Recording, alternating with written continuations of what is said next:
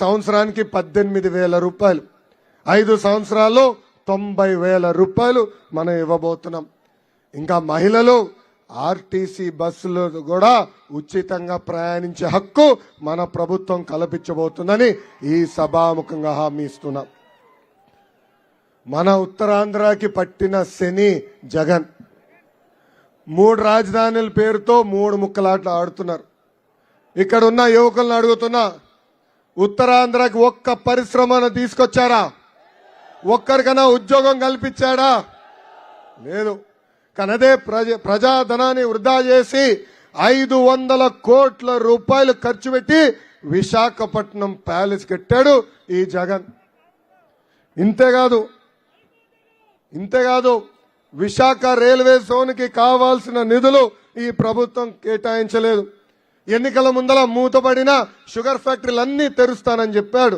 ప్రజలందరిని అడుగుతున్నా, కనీసం ఒక్క షుగర్ ఫ్యాక్టరీ అన్నా ఈ జగన్ తెరిచాడా? లేదు. ఇంకో పక్కన విశాఖ ఉక్కు అంటే ఆంధ్రుల హక్కు. ఆనాడు పెద్దవాళ్ళు పోరాడి విశాఖపట్నానికి ఉక్కు ఫ్యాక్టరీ తీసుకొచ్చారు. ఈరోజు విశాఖపట్నం అంత అభివృద్ధి చెందిందంటే దానికి కారణం ఒక ఉక్కు ఫ్యాక్టరీ. ఈ జగన్ అధికారంలోకి వచ్చిన తర్వాత ప్రైవేట్ సంస్థలతో లాలుచిపడి ఏకంగా ఉక్కు ఫ్యాక్టరీని ప్రైవేటైజ్ చేసేందుకు ప్రయత్నిస్తున్నాడు. ప్రజలందరూ తెలుపుతున్నాను, అవసరం వస్తే రాష్ట్ర ప్రభుత్వమే ఆ ఉక్కు ఫ్యాక్టరీ కొనుగోలు చేసి మన దగ్గరనే పెడుతుందని ఈ సభాముఖంగా తెలుపుతున్నాం. ఇంకా శ్రీకాకుళం జిల్లాకు వచ్చినప్పుడు 60 ప్రధాన హామీలు ఇచ్చాడు ఈ జగన్. పెండింగ్ ప్రాజెక్టులన్నీ పూర్తి చేస్తా అన్నాడు. చేశాడా? ఒక్క ప్రాజెక్ట్ అన్నా పూర్తి చేశాడా? Vamsadhara, Thotapalli right and left canal పనులు పూర్తి చేస్తా అన్నాడు.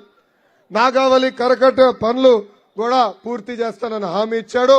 కనీసం ఆ పనులు కూడా ప్రారంభించలేదు. అసలు ఉత్తరాంధ్రాన్ని అభివృద్ధి చేసింది తెలుగుదేశం పార్టీ.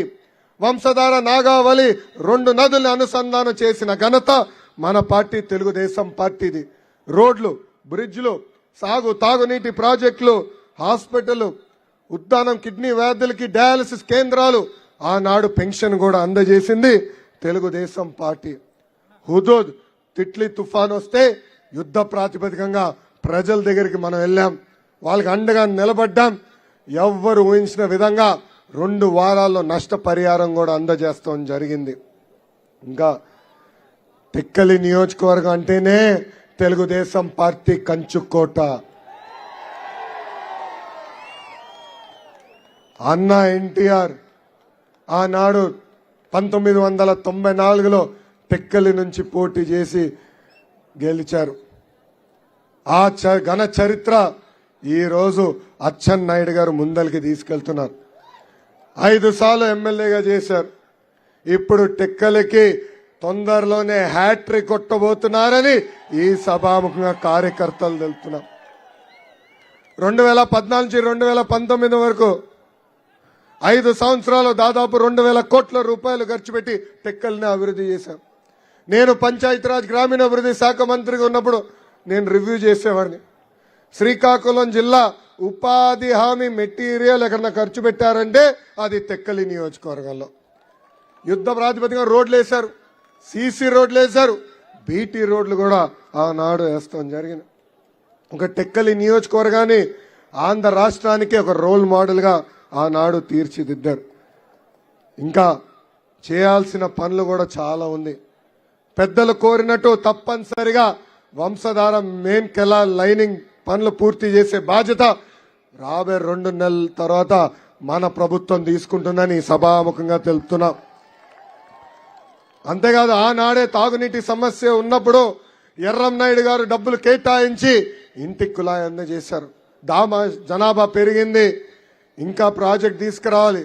ఇప్పటికీ మేనిఫెస్టోలో స్పష్టంగా చెప్పాం, మన ప్రభుత్వ అధికారంలోకి వచ్చిన మొదటి 5 సంవత్సరాల్లో ప్రతి ఇంటికి ఉచితంగా సురక్షితమైన తాగునీరు నీటి కుళాయి ద్వారా అందించే బాధ్యత మనం తీసుకుంటున్నాము.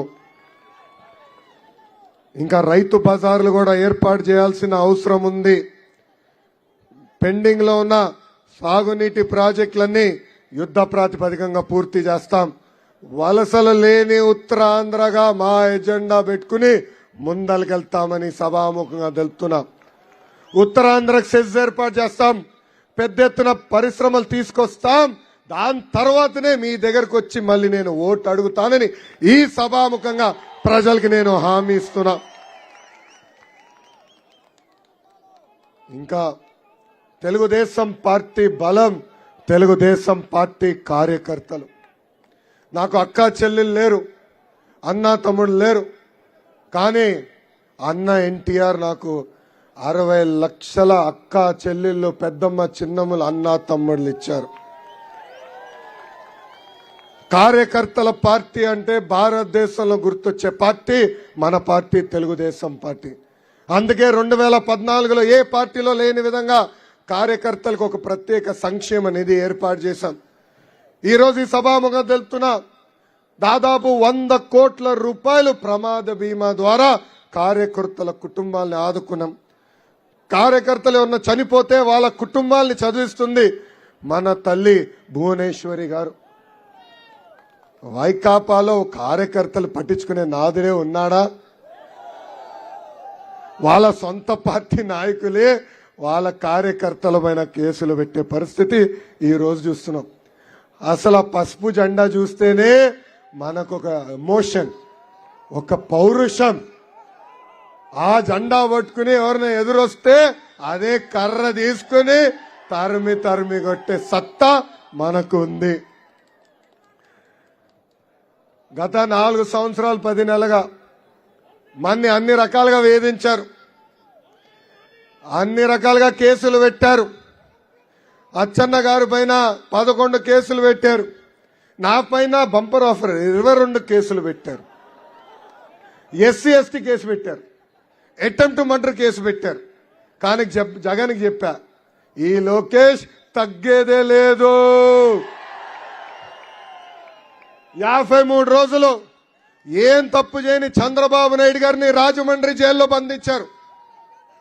ముందల 3000 కోట్ల కుంభకోణం అన్నారు, తర్వాత 270 కోట్ల కుంభకోణం అన్నారు, ఇప్పుడు 27 కోట్ల రూపాయలు కుంభకోణం అంటున్నారు. అరే వాళ్ళు సవాల్ ఇస్తున్నా, మీకు దమ్ము ధైర్యం ఉంటే ఆ అవినీతి ఆరోపణలు చర్చించడానికి నేను సిద్ధం, మీ జగన్ సిద్ధమా అని అడుగుతున్నా. ఏం తప్పు చేయలేదు మేము, నీతి నిజాయితీకి మారు పేరు తెలుగుదేశం పార్టీ. అందుకే మేమేనాడు తగ్గలేదు. ఒక అవినీతి పరుడు జైలుకి వెళ్తే రోజుకొక కుంభకోణం బయటపడుతుంది. అలాంటిది మన నాయకుడు చంద్రబాబు నాయుడు గారిని జైలుకి పంపిస్తే రోజు ఆయన చేసిన మంచి కార్యక్రమాలు బయటకు వచ్చినాయి. దాదాపు 100 దేశాల్లో ఆయనకు అనుకూలంగా ధర్నాలు చేశారు. కేవలం మన రాష్ట్రంలోనే కాదు, పక్క రాష్ట్రాల్లో కూడా చంద్రబాబు నాయుడు గారికి అండగా ఉండేదానికి సంఖ్యభావన ప్రజలు కూడా తెలిపారు. అది మనకున్న చిత్తశుద్ధి. ఇక్కడున్న కార్యకర్తలు నేను బంపర్ ఆఫర్ ఇస్తున్నా. 2019 నుంచి 24 వరకు ఎవరిపైన అయితే ఎక్కువ కేసులున్నాయో అంత పెద్ద నామినేటెడ్ పోస్ట్ ఇచ్చే బాధ్యత నేను వ్యక్తిగతంగా తీసుకుంటా.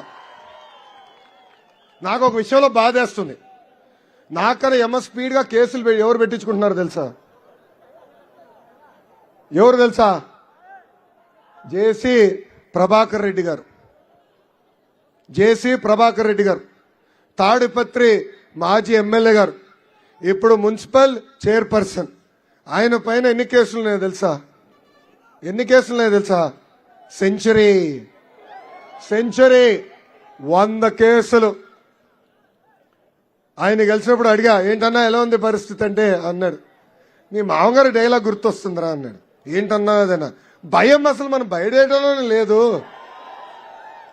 నేను అక్కడ తెల్ల కాగితమైన సంతకం పెట్టి ఇచ్చాను, ఎన్ని కేసులు పెడతారో పెట్టుకోపోండి, ఆల్రెడీ ఒకసారి జైలుకి వెళ్ళొచ్చా, ఇంకోసారి వెళ్ళొచ్చేదాన్ని కూడా నాకు భయం లేదని చెప్పారు.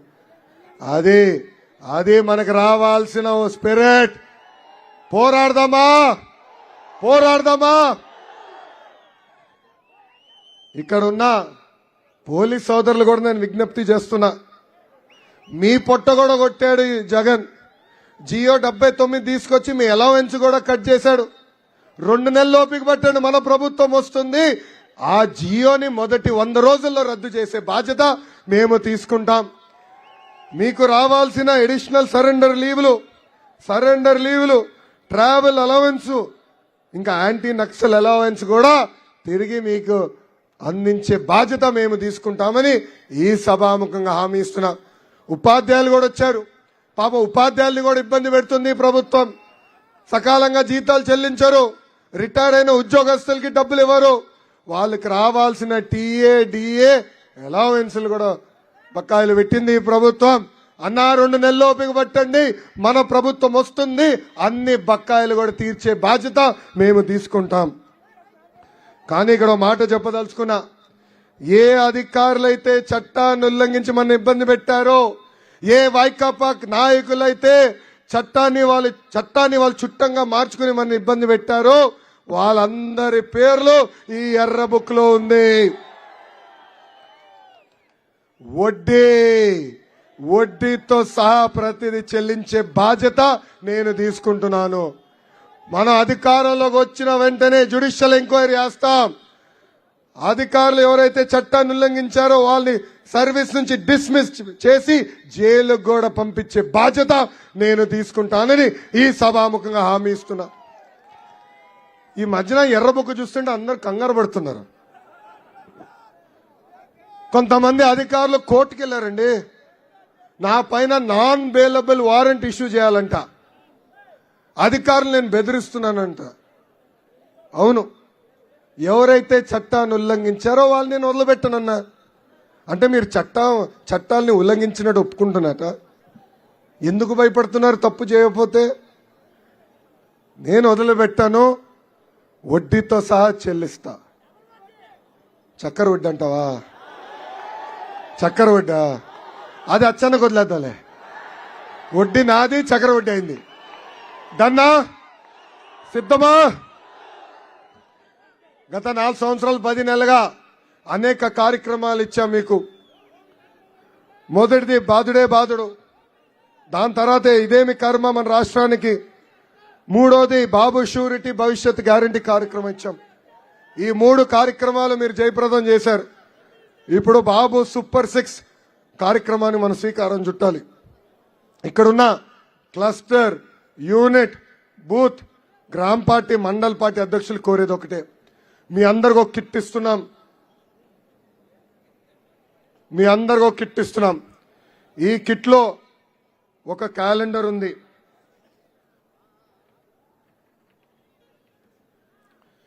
ఈ క్యాలెండర్ ఒక పక్కన మన బాబు సూపర్ 6 ఉంది, ఇంకో పక్కన క్యాలెండర్ ఉంది.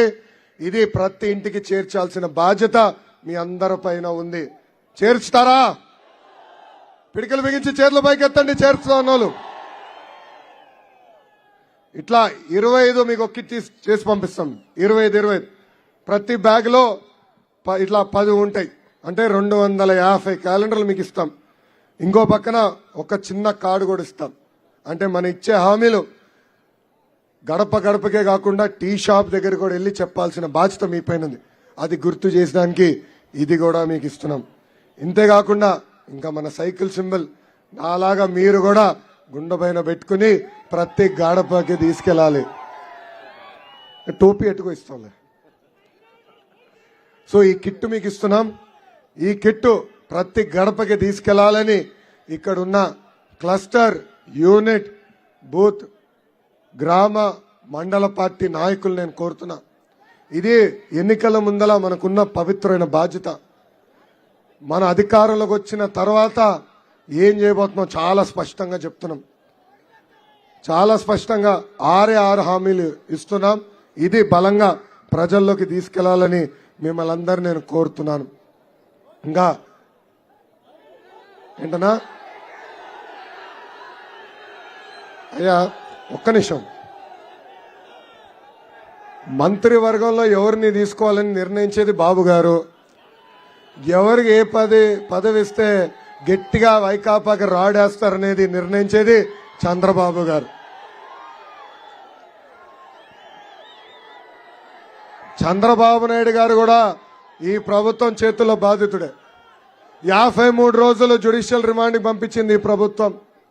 ఆనాడు చంద్రబాబు నాయుడు గారిని అరెస్ట్ చేశారని తెలుసుకున్న వెంటనే పవన్ అన్న స్పెషల్ ప్రత్యేక విమానంలో అమరావతి వచ్చేదానికి ప్రయత్నించారు. కానీ పవన్ అన్న law and order problem create చేస్తారని ఈ అధికారులు ఆయన పాపం పర్మిషన్ క్యాన్సిల్ చేశారు. దాని తర్వాత రోడ్ మార్గంలో వచ్చేదానికి ప్రయత్నిస్తే ఏకంగా బార్డర్లోనే ఆపి దాదాపు 3 గంటల సేపు రోడ్డు పైన పడుకునే విధం చేసింది ఈ ప్రభుత్వం. ఆనాడే ఆయన నిర్ణయం తీసుకున్నారు, లేదు ఇంకా కలిసికట్టుగా పోరాడాలి, ఈ సైకో జగన్ని వదలబెట్టకూడదని. అందుకే ఆయన ఒక మాట చెప్తున్నారు, hello AP, hello AP, hello AP. ఆ నినాదానికి మనందరం కట్టుబడి ఉండాలి. ఈ వైకాపా నాయకులు పెళ్లిళ్ళు చేయరండి, చేయలేరు. ఉన్న పెళ్లిళ్ళు చెడగొడతారు. ఇద్దరు భార్య భర్తలు హాయిగా ఉంటే వాళ్ళ మధ్య చిచ్చు పెట్టడానికి ప్రయత్నిస్తారు. అది వాళ్ళకున్న లక్షణాలు. అందుకే ఇప్పుడు కావాలని తెలుగుదేశం పార్టీ కార్యకర్తలు ముసుగులో కానివ్వండి, లేదంటే జన సైనికులు ముసుగులో కానీ వచ్చి ఏకంగా సోషల్ మీడియాలో పోస్టులు పెడుతున్నారు. కావాలని విద్వేషాలు రెచ్చగొట్టే విధంగా చేస్తున్నారు. మనందరం అప్రమత్తంగా ఉండాలా.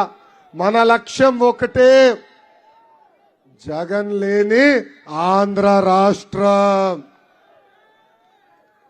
బాబు గారు ఇప్పటికే చాలా స్పష్టంగా చెప్పారు. ఒక నినాదం ఏంటది?